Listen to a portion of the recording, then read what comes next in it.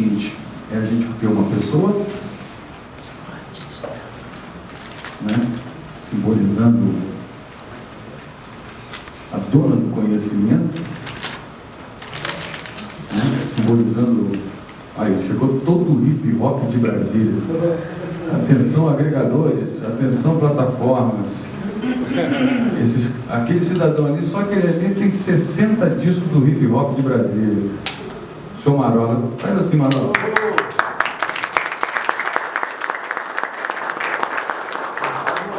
Eu estou numa negociação com ele aí, né? Já deixou de ser uma marola, já virou uma onda, e espero que a gente chegue no tsunami, né? Vamos ver. Bom, mas o ritual é o seguinte: a gente escolheu uma pessoa para apresentar um tema e, na sequência, a gente completa aqui outras duas pessoas para aprofundarmos os temas, obviamente com a interação de todos, né? Então, tivemos aqui de manhã o valor da obra, prosseguimos com o valor do autor e agora nós vamos falar de ambiente de negócios. Para isso, nós vamos receber a diretora executiva da Associação Brasileira de Música Independente, com 21 anos de atuação na indústria da música e consultora da Warner Music Brasil para os repertórios clássicos de jazz e consultora para empresas brasileiras e estrangeiras sobre o mercado brasileiro de música, palestrante em seminários nacionais e internacionais, membro do Conselho Diretor da Merlin e Win, entidades internacionais com sede em Londres, fundadas com o objetivo de fortalecer o mercado fonográfico independente. Além disso, sócia proprietária do selo e produtora Delira Música. Para quem ainda não conhece, www.deliramusica.com. Depois, a Luciana, sob mediação do Marcelo Carvalho, receberá outras duas figuras que já estão aqui. Depois, nós temos um outro workshop, já entrando na distribuição digital, com o nosso amigo Marcos Schomen, da CD Baby. Amanhã também temos um grande ciclo de palestras aqui, começando às 11. Daqui a pouquinho também começam os pocket shows de brasilienses que estarão lançando CDs e DVDs. E às 21 horas, espero que todos fiquem para a entrega do troféu Roberto Ribas para as 15 categorias da modalidade produção. Portanto, vamos começar, vamos curtir e vamos enriquecer. Com vocês, Luciana Pegoré.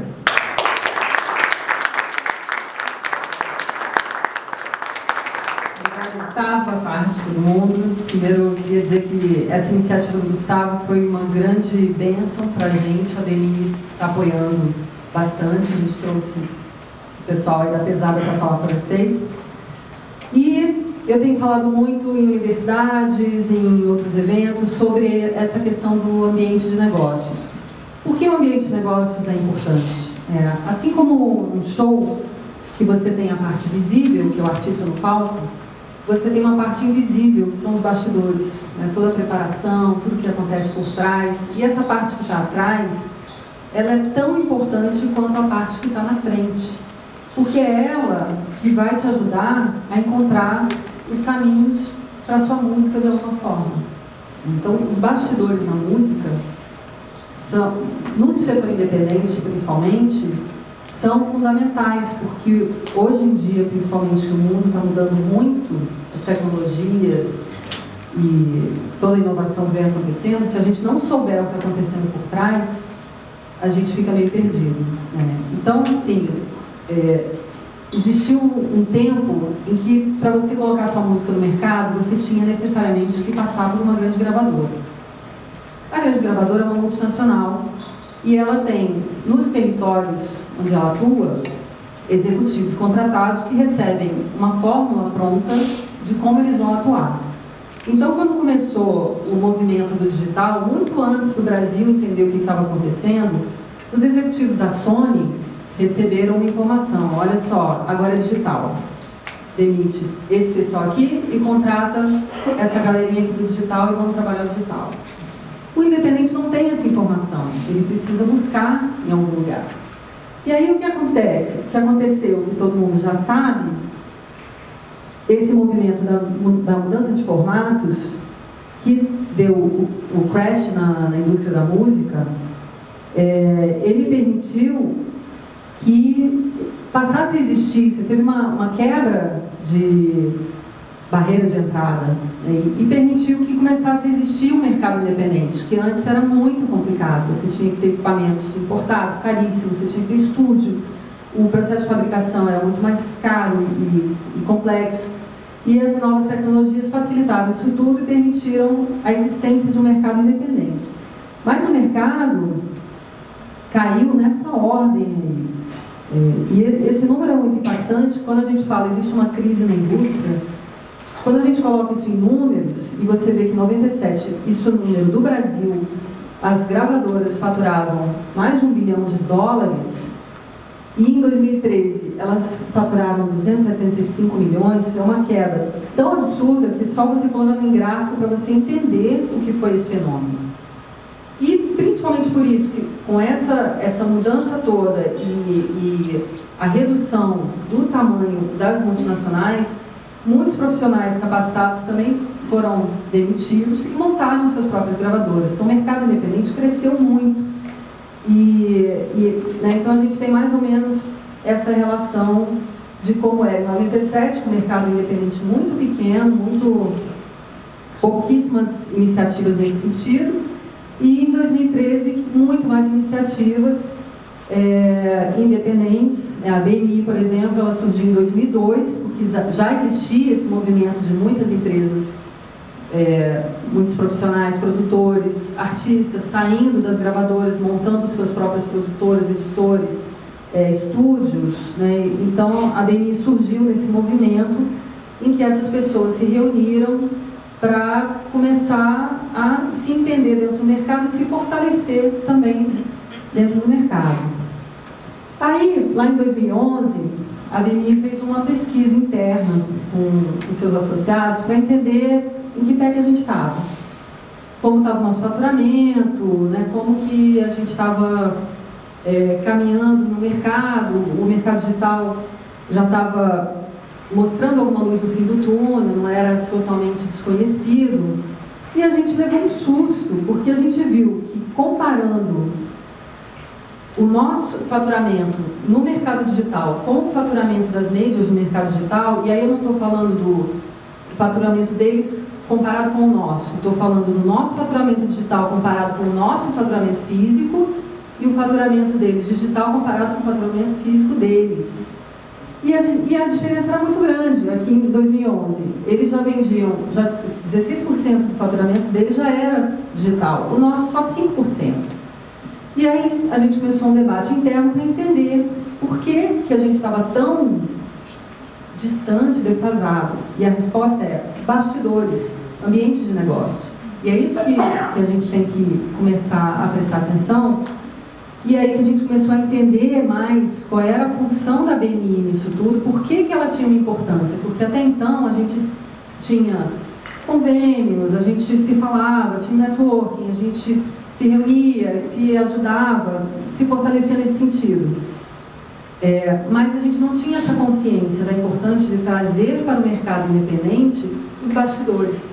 Aí que eu comecei a participar de reuniões internacionais, de ir mais a fóruns internacionais, e a BMI tomou um outro porte de importância dentro do mercado independente. Começamos a fazer eventos, fazer mais workshops, mais seminários, para trazer um pouco essa informação. Comecei a ir a universidades para conversar com os estudantes de música, de business, de music business, sobre esse ambiente de negócio, que isso vai ser fundamental para a gente saber como que a gente vai ganhar melhor o mercado e diminuir aquele gap que a gente viu ali, que não tem sentido ter. É uma coisa você ter uma Madonna e você vender mais do que eu, que tenho um artista de jazz. Outra coisa é a Madonna vender mais do que o meu artista comparativamente com ela mesma, né? Assim, percentualmente, não faz sentido, não deveria ser. Então, primeiro, a gente tem pouco tempo, então isso é uma pincelada, depois o Gustavo pode passar esses gráficos para vocês, que é interessante a gente perceber as mudanças de cadeia de produção. Que a gente tinha, a cadeia de produção na era analógica era bem menor, né? Era muito mais simples. Você tinha um artista, você gravava o artista, você divulgava, distribuía, estava na loja, a loja vendia, o dinheiro voltava para você. Hoje em dia você tem, além dessa cadeia, você tem outras cadeias e você tem outras formas de movimentar o seu catálogo que não só a venda direta, a venda do produto em si. Você tem todos essas variantes aqui, né, de branding, né? Então tudo isso aqui que uma gravadora faz, né? De branding artístico, estratégia do produto, arte design, enfim, mensagem, lançamento, divulgação. Aqui na venda você tem distribuição física, digital, você tem gestão de direitos do fonograma, divulgação, sincronização, recolhimento de direitos, todas essas coisas que a gente às vezes desconhece e que no fim é o que vai gerar uma receita melhor para a gente. Né? Então a gente entender essa mudança de cadeia de produção e de divulgação e distribuição vai fazer com que a gente perceba que existem outros elementos dentro da música que não só o show e a venda do disco. E mesmo a venda digital, que hoje já está bem disseminada. Você tem outras formas de ganhar dinheiro com o seu produto. E o objetivo aqui não é te dizer como fazer isso, é só para você ter uma visão de que o universo da música hoje não é mais linear como ele costumava ser. Ele abriu muito, expandiu muito, e você tem que saber encontrar os seus parceiros para te ajudar nisso. Que aqui eu vejo que tem muito músico aqui, né, hoje, mais do que gravadoras e tal. É muito difícil, a gente escuta muito as pessoas falando, que legal, agora na era da internet eu posso ser autoprodutor, eu mesmo vou me produzir, eu vou me divulgar, eu vou vender. Só que o universo está tão mais complexo que às vezes essa não é a melhor forma de fazer. Às vezes a melhor forma é você ter parceiros que possam te ajudar a colocar a sua música e a ter uma melhor remuneração em cima disso. Então são gráficos só para você entender a dimensão da coisa. Em termos de modelo de receita, também era um modelo bastante simples. Você tinha a execução pública que remunera mais o autor, 2/3 do direito de execução pública vai para o autor. Você tinha os shows, que aí era uma remuneração maior para o artista, e os discos, que era uma remuneração maior para a gravadora, e os músicos sempre remunerados no início, dentro do estúdio. E também shows e tal. Então, era uma lógica muito mais simples de você entender e muito bem dividida, cada um recebendo de uma fonte a parte onde ele tem uma atuação maior. Então, a gravadora tem um esforço maior na questão do disco, então ela ganha mais no disco. O artista tem um trabalho maior na produção do show e na execução do show, então ele ganha mais no show. E o autor se remunera na execução pública, porque a obra dele permeia isso tudo, e o músico se remunera nisso tudo também, desde o estúdio até a execução pública. Então esse era um modelo que sempre funcionou. E agora deu outro craque, porque como é que faz? Né? Temos novos direitos. E os direitos antigos já não tem uma lógica tão bacana, porque a gravadora, por exemplo, não se remunera mais com o disco. O disco não é suficiente para remunerar todo o trabalho que ela costumava fazer, de advance para artista, bota artista em estúdio, contrata os melhores músicos, orquestras, os melhores produtores, fica lá 2 meses no estúdio, faz capa, fotógrafo, arte gráfica, promoção, verba de marketing, verba de turnê. Isso tudo era bancado pelo disco, ponto.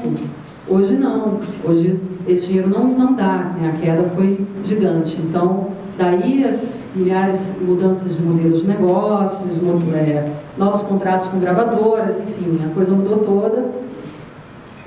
E existem outros direitos, existem outros direitos. Aí, essa apresentação é muito voltada para a gravadora, por isso que ela fala muito mais de fonograma do que de outros direitos. Mas o fonograma, ele tem novos direitos. Além do royalty de venda física, o direito de execução pública, ele tem tudo que circula na internet, a webcast, a videocasting, ali é dubbing, tá? Royalty de venda digital e streaming, licença de inclusão em outros produtos, que é o famoso sincronização em produtos audiovisuais. Esses novos direitos estão sendo cuidados com um pouco mais de atenção agora pelas gravadoras, que antes eles eram relegados a segundo plano, terceiro plano, né? Hoje tem uma importância muito maior, então tem um olhar muito maior em cima disso. Bom, e aí a gente continua com um problema sério, né? Aqui estão os caras que sempre mandaram na indústria da música, que são 3. E lá como nós, 10 milhões de carinhas do mundo todo querendo encontrar o seu lugar ao sol.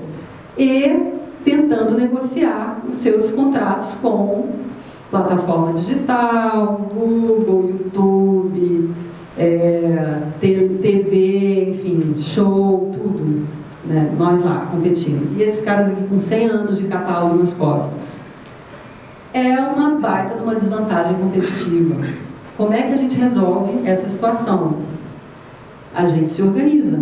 Então, mais ou menos na época que a BMI surgiram associações de gravadoras no mundo inteiro.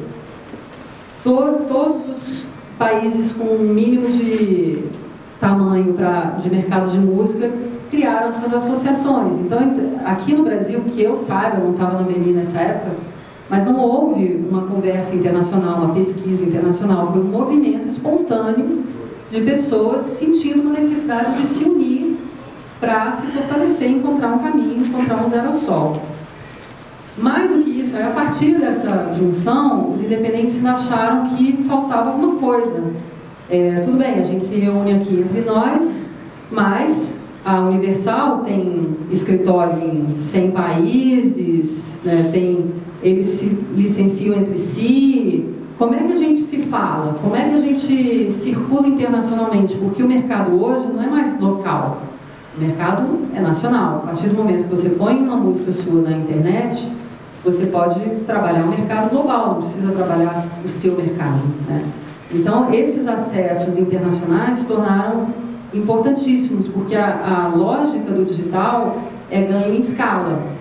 Então, você tem valores menores por unidade, mas você tem um ganho em escala. Para você ganhar em escala, você precisa também ter os acessos. E aí que os independentes se organizaram um pouquinho mais e criaram 2 entidades. O Merlin é uma agência de negociação de direitos no mercado nos meios digitais. Então ela começou em 2005 e hoje ela é considerada a 4ª major, porque ela tem o poder de negociação que qualquer gravadora multinacional tem. É uma associação sem fins lucrativos que tem um conselho diretor que é eleito pela sua base de membros. Eles têm mais de 20 mil selos em 36 países associados. Não custa nada se associar ao Merlin. E a única coisa que você tem que ter como pré-requisito para poder estar lá, você tem que ser capaz de entregar o seu conteúdo diretamente para as plataformas. Então, normalmente, artista independente e selos muito pequenos não tem motivo de estar associado.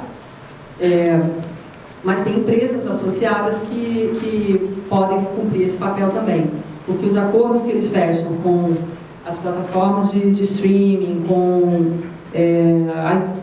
iTunes nem tem por enquanto, mas com Google, enfim, com os grandes players, são tão bons quanto os acordos que as multinacionais conseguem com eles hoje em dia.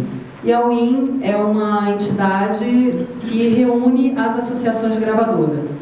Então, todos os dirigentes de associações de gravadora do mundo todo que queiram participar estão dentro desse conselho da WIN, e a quantidade de informação que a gente troca e a gente começa a participar dos debates internacionais. Isso é muito interessante. A gente tem muita troca de informação, a gente negocia coisas conjuntamente.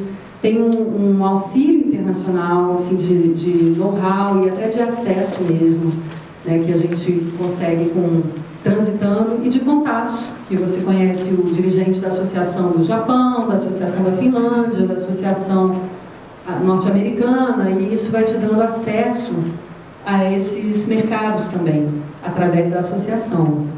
E fazemos ações políticas em nível mundial também. O ano passado, o Google endureceu muito nas negociações. Eles fizeram uma negociação a portas fechadas com as multinacionais e deixaram os independentes de fora e não quiseram conversar. E aí foi uma gritaria danada. Eles entregaram um acordo padrão para todo mundo, e assina, senão tira o seu conteúdo do YouTube. E aí a gente fez uma ação internacional unindo, a partir da UIN, da estratégia formatada dentro do nosso conselho lá na UIN. A gente difundiu e disseminou uma ação de relações públicas, né, de divulgação, que o Google teve que ceder, porque foram muitas matérias, muito barulho na imprensa e artistas falando que era um absurdo tratar os independentes de forma diferente, e eles acabaram cedendo e fecharam um acordo com o Merlin, em função da ação que partiu da UIN, do nosso conselho lá dentro da UIN, nas nossas discussões. Então, esse é o poder das associações, né? E até mais do que isso, se você pensar o seguinte: existe um país do mundo que comanda as decisões do mercado de música no mundo todo. Ganha um doce quem souber qual é o país. Rússia.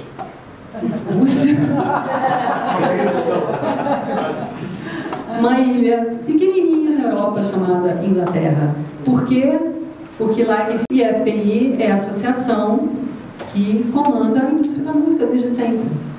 Eles mudaram agora a revelia, até eu soube, a data de lançamentos no mundo todo hoje é sexta-feira. Todo mundo tem que fazer os seus lançamentos na sexta-feira. Não importa se você fala, uma loucura isso, como assim? Você, sem lançamento, só na sexta-feira, como é que chega na loja? Aí os lojistas gritaram, alguns executivos de gravadora gritaram, os independentes falaram que não, isso não vai rolar e tal. E eles simplesmente impuseram, e virou regra. Então, assim, esse é o poder de uma associação. Então, estar dentro de uma associação te dá esse tipo de acesso, de conhecimento, de visibilidade, de networking e acesso internacional. Inglês, fundamental, se você quer ter uma carreira internacional, quer transitar no mercado de hoje, a informação vem toda em inglês, os acessos são em inglês. Se você quiser acessar o mercado internacional, você tem que ter um Facebook em inglês, um site em inglês. Então, hoje, mais do que nunca, é importante uma fluência na língua inglesa. Eu vou mostrar para vocês o vídeo da ABMI, para vocês entenderem como funciona, o que traz de benefício para uma gravadora. A ABMI só associa gravadora, tá?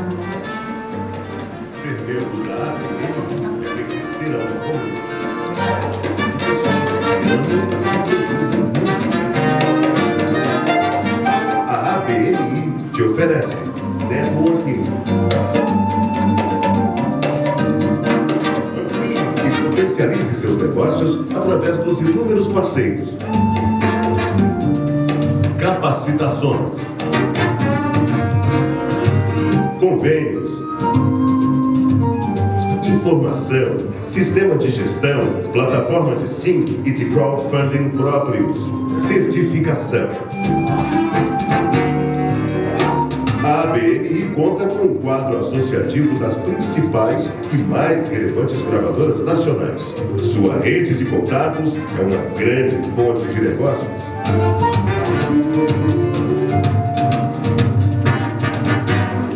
A ABMI é articuladora política do setor fonográfico, contribuindo para o seu fortalecimento e desenvolvimento.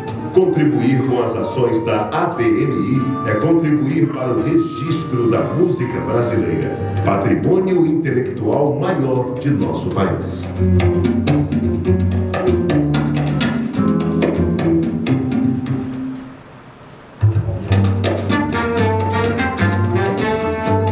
Ser membro da ABMI é pertencer a...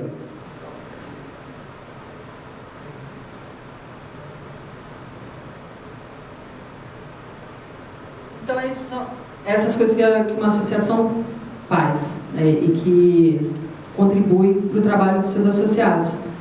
A ABMI é de pessoa jurídica, né, uma associação de pessoas jurídicas, mas, enfim, existe um debate interno que a gente ainda não conseguiu concluir, se um dia a gente pode associar artista direto, como é um debate que está sempre rolando, mas as ações que a gente faz são sempre abertas. A gente tem em Brasília quase nada, né? Graças ao Gustavo, a gente espera que comece a fazer mais coisas aqui. Mas ano passado, por exemplo, eu participei de 2 projetos aqui, na mesma semana, em que a gente debateu muito essas questões de mercado. Mas Rio e São Paulo, a gente está sempre fazendo capacitações, tem um evento muito grande em setembro, chama Rio Music Buzz, que reúne todo o mercado de música gravada no Rio de Janeiro. Esse ano vai ser de 14 a 16. Então, quem pudesse programar, é uma oportunidade legal, assim, de conhecer muita coisa e muita gente. Bom, aí eu trouxe um pouquinho dos números do ano, já que saiu o relatório do IFPI, para a gente ter uma noção de que as coisas estão melhorando. Assim, devagar, mas tem crescido, né? Então esses são os números desse ano. O streaming é a tendência, o download vem caindo no mundo todo. No Brasil ainda cresceu um pouquinho esse ano, tem na outra página falar sobre isso, mas o streaming é a tendência, tem crescido muito no mundo todo. Esses números globais, a venda de download caiu 8%, no ano anterior já tinha caído 13%. O streaming cresceu 39%, já tinha subido 23% em 2013. O mercado global, ele perdeu um pouco do seu faturamento, ficou praticamente nos mesmos 15 bilhões de dólares. E o mercado de música digital, que era 1 bilhão em 2013, agora já está com quase 7 bilhões, quer dizer, tem tido um crescimento bom. As plataformas de streaming já somam 41 milhões de pagantes, e são pagantes, tem muito mais cadastros, mas pagantes são 41 milhões.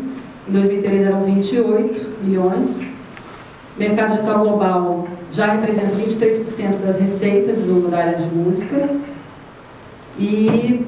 mas o download ainda é a maior parte, mas que o valor também é maior, né? O valor individual de faixa é maior no download. A América Latina foi a região que mais cresceu, quer dizer, todas tiveram uma retração. A América Latina cresceu 7,3%, um crescimento grande. O Brasil cresceu 2%. E os outros todos, os Estados Unidos cresceu 2,1%, mas em termos de região tiveram quedas bem grandes. E os números do Brasil, o download cresceu, esse ano com a alta do dólar certamente vai despencar.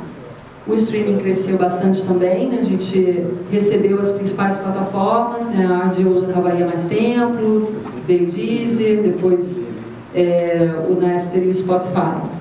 Que todos eles estão aqui, vocês vão ter a oportunidade de conversar com eles. O físico teve uma queda grande, 15,44%.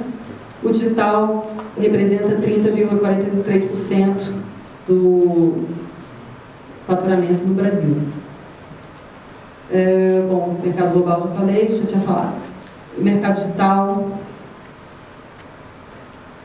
37% das receitas, e o físico 41% das receitas. O Brasil está nos top 10 de maiores mercados para música no mundo. Então a gente tem um mercado que tem muito para crescer, na verdade, né? Depois, quando a gente for falar com as plataformas, vocês vão ver que, primeiro, elas estão muito recentes no Brasil, Ainda tem muito trabalho para ser feito, a gente tem conversado muito, tentado trabalhar em conjunto para ver se amplia, se aumenta essa base de pagantes, porque é isso que vai gerar receita maior para todo mundo.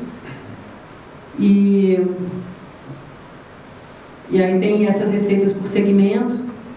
Isso são números do IFPI, então eles se baseiam muito mais no resultado das grandes gravadoras. E aí a gente vê que a gente tem muito para crescer em sincronização, e isso nos nossos seminários a gente tem falado muito do mercado de audiovisual, a gente tem trabalhado bastante no mercado de audiovisual, e esse ano é um foco da agenda da BMI. A gente vê vários gaps de entendimento do mercado audiovisual com relação à trilha sonora. Eles já tem pouco dinheiro, investem tudo na filmagem, e a música chega no fim, tem aqui 100 pratas, dá para botar uma música do Caetano Veloso? Então, tem um dos problemas aí que a gente está trabalhando para resolver. E essa é a divisão do digital por segmento no Brasil. Tá bom. Bom, para encerrar, a gente chamar o pessoal aqui, queria só dar umas ideias assim de oportunidades. Mercado exterior é uma grande oportunidade, tem que saber trabalhar o mercado exterior, e eu tenho toda uma palestra só sobre o mercado exterior. O mercado audiovisual é um outro setor que precisa ser trabalhado, que é uma grande fonte de receita hoje em dia. Branding, que é você associar o seu trabalho a uma marca, isso está sendo feito com muita frequência e com muito sucesso também, inclusive com bandas novas. Você só tem que encontrar os parceiros certos, e tem gente boa fazendo esse trabalho.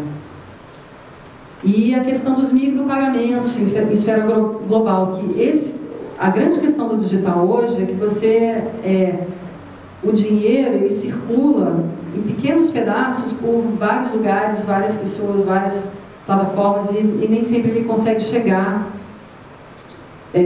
onde ele deveria. Então, a atenção a esses micropagamentos, e tudo vem muito de ter um bom banco de dados, né? Você tem que ter, a sua música tem que estar bem cadastrada em tudo que você fizer, seja na sua sociedade autoral, você tem que cadastrar direito aquele fonograma, a sua obra, seja numa editora, seja num distribuidor digital, seja no YouTube, enfim, qualquer plataforma, você tem que tomar muito cuidado com o que você escreve lá, tem que estar muito certinho para que, se tiver uma receita em cima daquilo, ela venha para você e não fique perdida em algum lugar ou vá para alguma outra pessoa.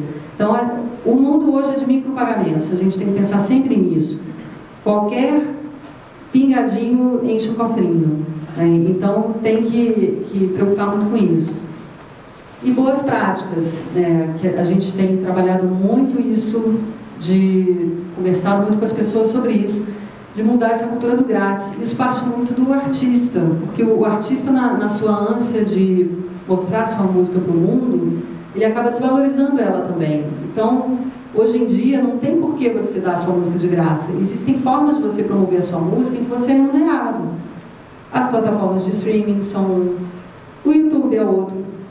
Então, para que colocar a sua música num lugar que vai ficar ali exposta, mas que não te remunera em nada? Então, sempre pensar nesse conceito de que a sua música vale. E hoje ela vale em todas as plataformas. Quase todas as plataformas hoje estão com essa preocupação de monetizar essa música. Então, é importante que você pense sempre nisso. Então, sempre ideias de pano de fundo para vocês pensarem quando vocês estão fazendo sua estratégia de lançamento, o seu novo álbum, né, as suas coisas da sua carreira, pensar nessas coisas, né? Divulgar os serviços legais de música. Então, coloca a sua música num serviço, em todos, de preferência, e divulga, bota no seu, a minha música está nessas plataformas aqui, vai lá, acessa. Isso é parte do trabalho do profissional de música hoje e do artista muito, porque o artista que tem um fã, ele que tem ele que é o difusor daquela informação para o fã, para o cara que adora ele, né? Então, o artista tem que entrar nessa briga junto com o mercado, senão a gente não vai conseguir virar esse jogo. E como eu disse antes, né, o mercado digital hoje é ganho em escala. A gente precisa começar a pensar em ganhar escala. No Brasil são 200 milhões de habitantes. nessa 2/3 tem telefone celular. 3/4. 3/4. Tem telefone celular, quer dizer, é muita gente. O mundo está olhando para o Brasil. Esse evento que a gente faz no Rio, vem gente de fora. Os americanos lá na associação deles lá, eles estão vindo agora esse ano pela 3ª vez consecutiva. Eles veem o Brasil como um mercado importante para a música, para divulgar a música deles, mas eles também querem levar a nossa música para lá, porque existe essa consciência da troca, né, que é importante. Divulgar os serviços legais de música é contribuir para aumentar a base de assinaturas. E aí, no caso de artista também, atentar para os detalhes dos contratos. E os selos também, a gente fala muito isso. Esse universo digital, ele é novo, né? Assim, tem tantos anos, mas ainda é novo. Então as pessoas ainda estão nessa coisa de toma meu conteúdo, faz o que você puder com ele e às vezes nem lê o contrato, não sabe o que está ali. Então tem que atentar, porque cada percentual, por exemplo, você vai sentar com um distribuidor digital e falar, eu te dou 90% do quê? Tem que saber do quê? 90% do quê? 90% do quê? O que é que vem para você? E aí 90% vem para mim? Ou, no caso dos artistas, vai sentar com o selo, eu te dou 50% do que eu arrecadar. Tá, mas o que é que você arrecada? Eu arrecado 75% no iTunes, arrecado 80% no Spotify, arrecado, né? Então, essa conversa é importante, a gente tem que estar cada vez mais atento. BR Tracks é uma empresa que trabalha muito com Rede Globo, então eles fazem muito sincronização dos produtos dos programas da TV Globo. Eles têm uma forma de trabalhar, e aí tem que entrar lá no site deles e saber. Eles fazem uma coisa meio padrão, assim, uma música de um jeito vale tanto, você não tem muita margem de negociação na maior parte dos casos. A Brasiliana é uma empresa criada pela Biscoito Fino, mas eles trabalham não só o repertório da Biscoito Fino, mas quem quiser se associar a eles também. Culture Exchange é um outro modelo de negócios. Eles são uma plataforma de encontro. Você põe as suas músicas lá, eles cadastram clientes que têm interesse em músicas, e aí esses clientes vão buscar e falar direto com você, e eles ficam com um percentual do negócio. É bem interessante o modelo deles. Music Delivery é um bypass do ECAD.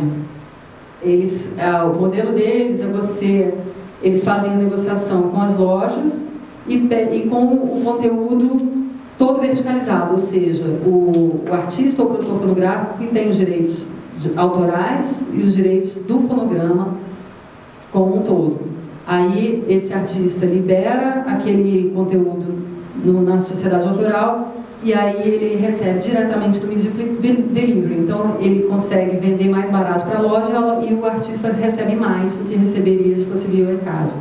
A complexidade disso é que tem que ser um repertório que você tem os direitos totais, inclusive os músicos têm que aceitar isso, que tocaram na gravação, porque na execução pública eles teriam direito também. Então, mas é um modelo que existe. E os outros dois, Sync Summit é um evento internacional que acontece todos os anos em vários lugares. O maior deles é Los Angeles, mas eles fazem também em Londres e Nova York, e agora estão expandindo, vão fazer em Barcelona, estão expandindo para outras cidades. E ali é o ninho deles. Os caras que botam música em trilha sonora para tudo quanto há, do mundo todo, estão nesse evento aí. Então, se você tem esse foco em música no audiovisual, esse é um evento que você tem que estar. O próximo é em junho, em Nova York, dia 26 e 27, eu acho. A BMA é a nossa agência de exportação. Então, se você tem um trabalho voltado para exportação, é importante você estar nessa associação para poder aproveitar, enfim, eles participam de feiras, eles têm uma série de ações ligadas à exportação de música. Então, se o seu o foco da sua música é exportação, vale a pena entrar em contato com eles e se associar. É isso.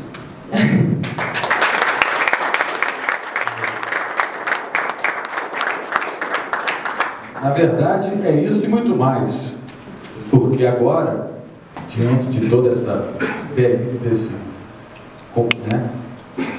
grande esclarecimento, a gente vai acoplar aí, junto à Luciana, as pessoas que estão no dia a dia, tanto no meio físico quanto no meio digital. Escolhemos para compor aqui esse talk show, para aprofundar e interagir, o cidadão que foi produtor de eventos DJ em Brasília por vários anos, principalmente entre 98 e 2009,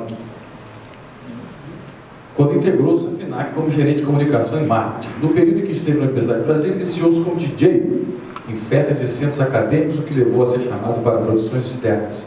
Além do trabalho autônomo como DJ e produtor, teve passagens em bares, festas e eventos da capital federal, como festas do Festival de Cinema, Criolina, Dona Roda, Salve Jorge, Fanfarra, Arena Futebol Clube, Stade Bia, entre outros. Apreciador de música, coleciona vídeos de várias vertentes estéticas e influências musicais, além de ter algumas gigas de música no computador pessoal, prontos para um set list, onde for convidado para dar um som.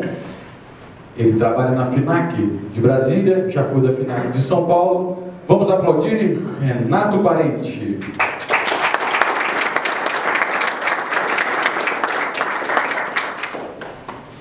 E para completar, essa figura simpática, que todos nós conhecemos e apreciamos, que amanhã vai poder se estender um workshop solo. Para quem não o conhece ainda, ele é diretor Brasil da One RPM desde 2012. Empresa que hoje conta com mais de 18 mil artistas e 300 selos e é líder em distribuição digital no país. Proprietário do selo Turbo Music e do estúdio The Wave Music Place. Empresariou artistas como Ludov, Lipstick, Xamã e Gabriel Valim.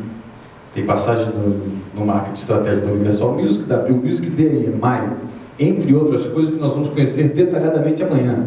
Mas agora, para compor aqui esse papo, conduzido pelo meu amigo Marcelo Carvalho, vamos aplaudir Arthur Fitzgibbon.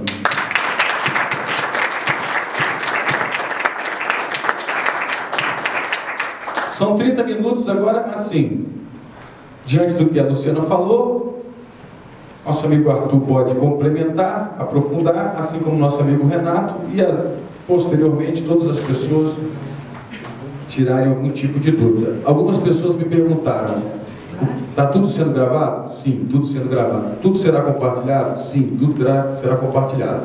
Por que não foi divulgado? Porque, pô, ao vivo é muito mais legal, né?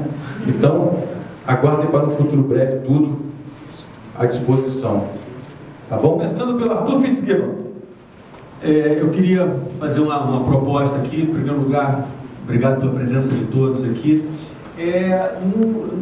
Nos momentos anteriores aqui do nosso evento, uma questão que foi assim, levantada, e me parece que é uma dúvida que muitas das pessoas presentes têm, é justamente dessa relação dos artistas, que em muitos casos são artistas produtores, né, autoprodutores, com as instituições, né? Como no mercado tradicional, mas de alguns anos, de algumas décadas atrás, você tinha a relação direta do artista com a gravadora, do artista com a sua editora, do artista com o seu empresário, era o principal. Hoje essa coisa parece que se pulverizou um pouco, né? O Genildo, inclusive, levantou uma dúvida sobre a relação do artista com a editora musical.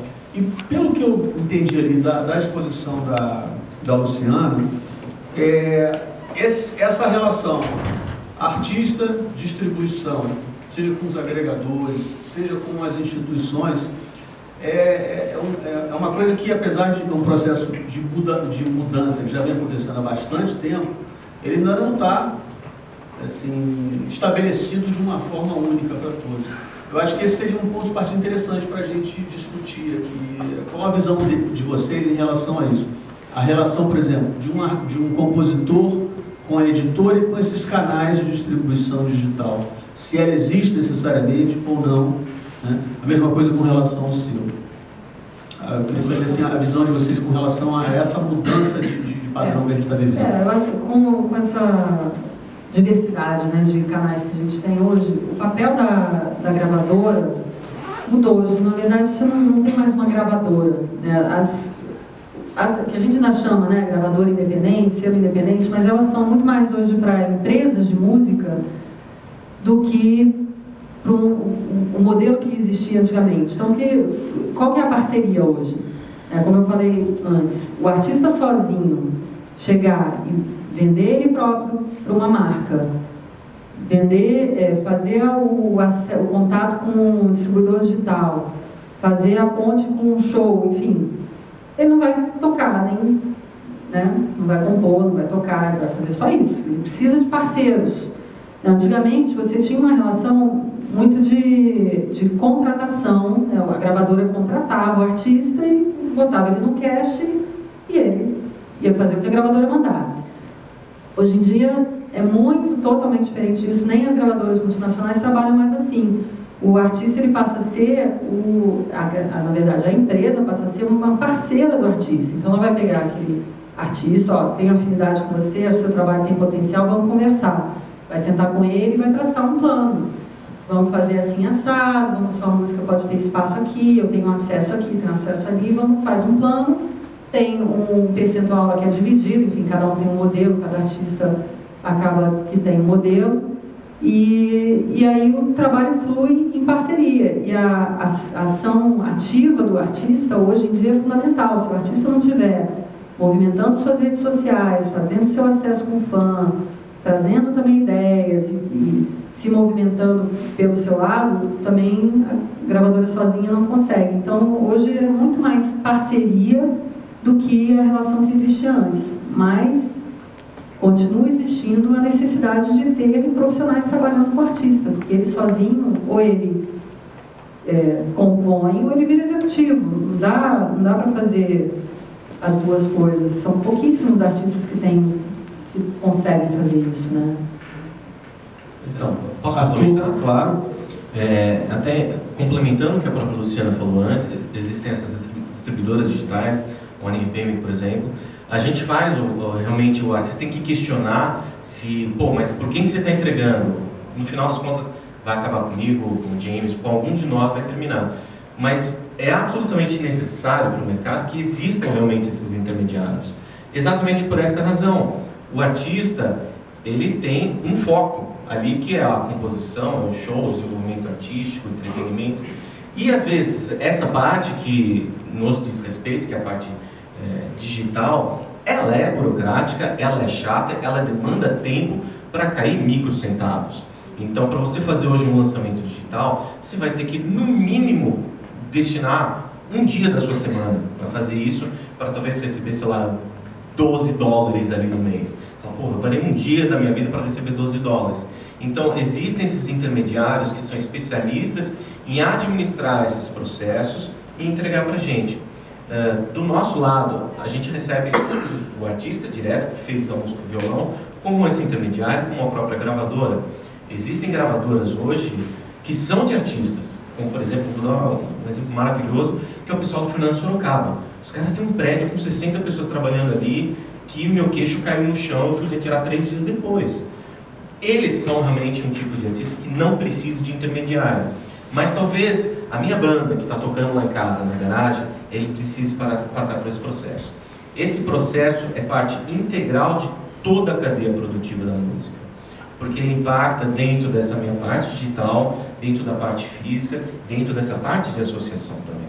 Então, quando um de nós faz o nosso trabalho, ele impacta diretamente no trabalho do outro. Se você quer vender um disco dentro do processo digital, você tem que ter um histórico, você tem que ter uma massa crítica de volume, você tem que ter gente consumindo. Como é que você começa isso? Você começa isso talvez com uma venda física, você começa isso com uma movimentação de uma cena. Eu adoro falar de cena, eu sou um roqueiro, mas trabalho com tudo, funk, axé, funk proibidão, um monte de loucura lá. Mas eu acho que, por exemplo, a última grande cena de rock mesmo que teve no Brasil foi a Onda dos Coloridos com o Restart, onde eles realmente se uniram e um que falava do outro, que divulgava, que convidava para abrir show, que montou um circuito. Depois foi cada um para um canto. Então, essa cena é importante voltar a ter. Pô, a gente tem um rock de Brasília. Pô, eu me emocionei ontem de ver a mãe do Renato Russo. Eu fui dar um abraço na velha, cara. Porque é essa cena do rock de Brasília, que talvez nem era de Brasília. O Renato nasceu no Rio, fez aqui, estourou aqui, depois formaram no Rio de Janeiro. E por aí tem esse tipo de coisa. Uma união esses intermediários, essa educação que vocês precisam ter. Eu também dou aula em faculdade, entre as 72 coisas que o Gustavo falou. Eu dou aula na pós-graduação de Music Business em Morumbi, que a Lu teve a gentileza de ir lá nos agraciar com algumas palavras. O mais difícil que a gente tem que pedir para todo mundo é esse desenvolvimento da educação profissional mesmo. Vocês estão tendo a capacidade de conversar aqui com gente do mais alto calibre da indústria musical brasileira, onde todos nós estamos dispostos a compartilhar essas informações. Só que a gente não vai compartilhar 13 vezes. É uma, porque tem tanta coisa acontecendo. Vocês têm que aprender a fazer. São inúmeros os casos que aparecem lá dentro do nosso escritório, na ONP. Olha, esse é meu disco, meu lançamento. Você me ajuda no lançamento? Claro, querido. A gente vai lá, monta o planejamento, destaque, mas eu sou só a faísca da fogueira. Se você não desenvolver, não continuar desenvolvendo isso periodicamente, vamos ter um problema. Vários são os casos que a gente monta um processo lindo, maravilhoso, está lá em saque na Deezer, no Spotify, no Diabo 4. E aí você fala pro cara, e aí, como é que tá indo? Eu falei para meus fãs. O cara fez um post no Facebook. Não, é recorrente. Você tem que... É uma educação. A gente está falando de 41 milhões de assinantes de streaming no mundo. O que é 41 milhões de pessoas? É nada. A gente tem 7 bilhões de pessoas no planeta, sendo que 41 milhões, a gente está falando, sei lá, de 3%. Isso não falta aí nessa aula. Mas é muita pouca gente. Se você for ver no Brasil, então, que tem 220 milhões de pessoas, a gente está muito distante desse processo. Quem é que vai educar? Não é a Ardio, não é Napster, não é Spotify, não é o OneRPM. É o artista com os fãs dele. Se ele não fala, entra lá todo dia, ouve sua música, isso vai levar alguns anos, tá? Não é em uma semana, são anos de trabalho. E aí você começa a ter essa educação. Eu acho que um dos maiores problemas até que eu encontro dentro da minha companhia é achar gente para trabalhar. Putz, as entrevistas lá demoram 3 meses, porque só chega Pateta, o Pluto, o Pato Donald. É complicado. Você pergunta, e aí, qual plataforma de streaming você usa? Eu ouço CD no carro. Pô, vai fazer uma entrevista comigo, vai falar isso, bicho. Não é assim que funciona. Se uma pessoa que trabalha com isso tem esse tipo de pensamento, você imagina. É o que eu faço para todo artista que vem trabalhar comigo. Qual a sua plataforma de música preferida? Eu ainda não estou digitando, né? Mas você me ajuda no destaque? Não. Vou lançar, lindo, bonito, faço contrato, te dou uma porcentagem bonitona aqui. Mas, cara, eu não posso te ajudar nesse tipo de coisa.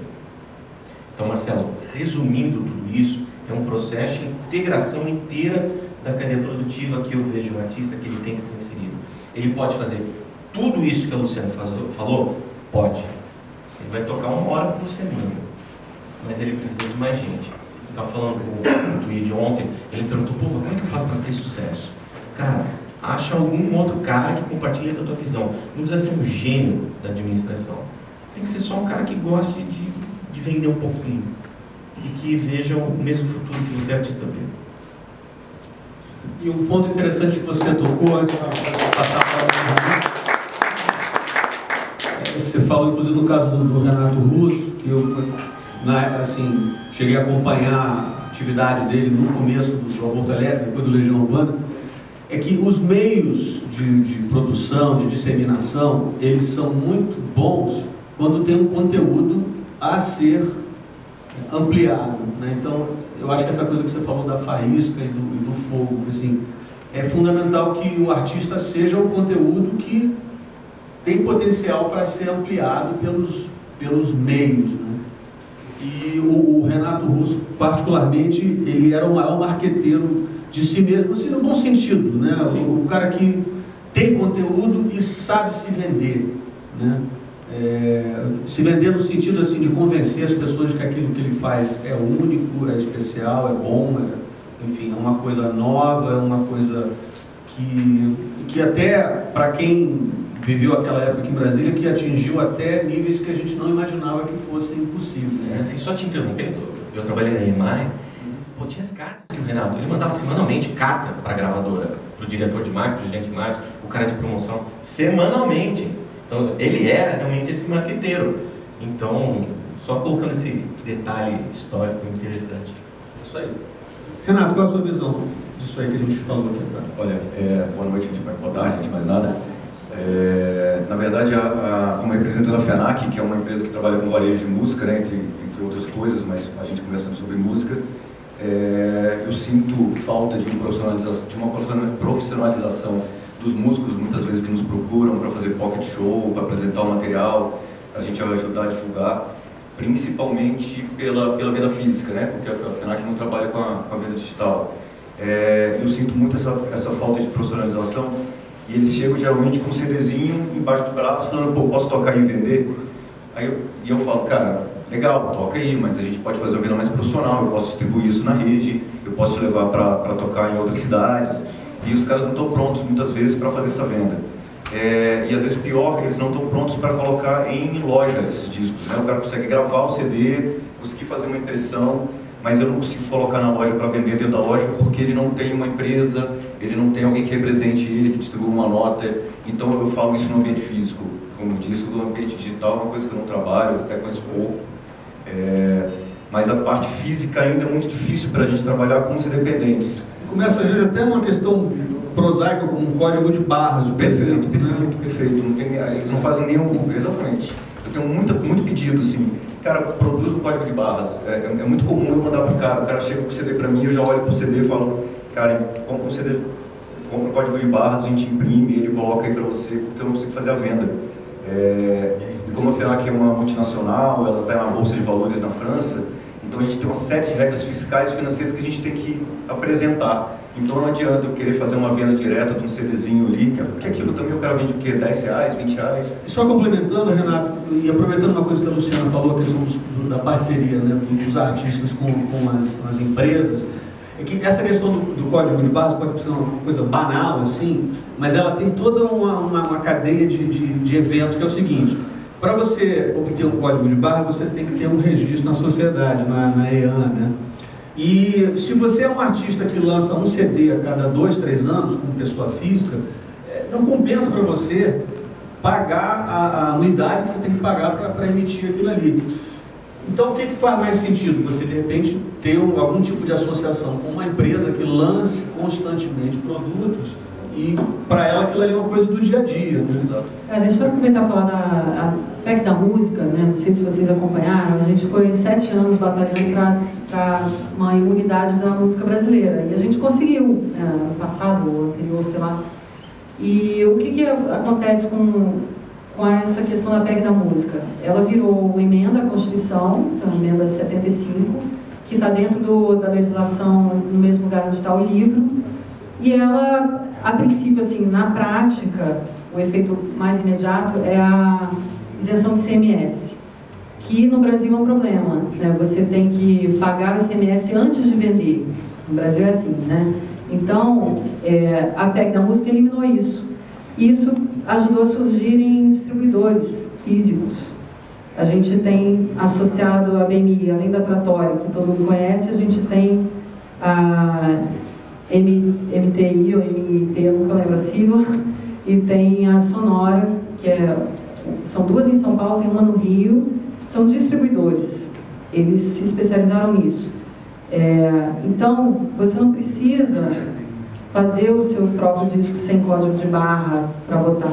Entre em contato com uma dessas, e que aí você fabrica com o código de barras deles, que eles te dão, você manda para lá uma quantidade que eles vão colocar em lojas no Brasil todo, e você tem o seu disco para vender no seu show, para vender nas lojas de Brasília, né, que é isso. Mas aí também não dá para vender direto porque não tem nota fiscal, né? Mas pelo menos você faz um contato com a FENAC aqui, faz o seu pocket show, e o distribuidor lá manda a nota fiscal que vende para ele fazer o pocket show. Então, essa coisa de ser independente 100%, isso é besteira. Existem bons parceiros no mercado, tanto de distribuição física, distribuição digital, empresas que fazem marketing de rede.